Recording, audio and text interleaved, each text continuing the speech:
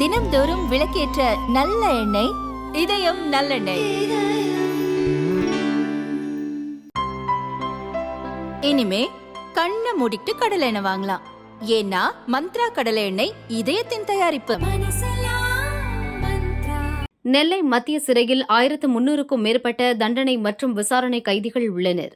தூத்துக்குடியில் 2019 ராம்குமார் என்பவர் கொலை வழக்கில் கைதான விசாரணை கைதிகள் மருதுவேல், பாலசுப்பிரமணியன், சுந்தரமூர்த்தி ஆகியோர் ஒன்றாக அடைக்கப்பட்டுள்ளனர். இன்று காலை 3 பேருக்கும் இடையே வாய் தகராறு ஏற்பட்டது.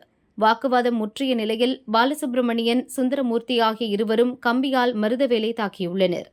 நெஞ்சு பகுதியில் காயமடைந்த மருதவேலை சிறை அதிகாரிகள் திருநெல்வேலி அரசு மருத்துவமனைக்கு கொண்டு சென்றனர்.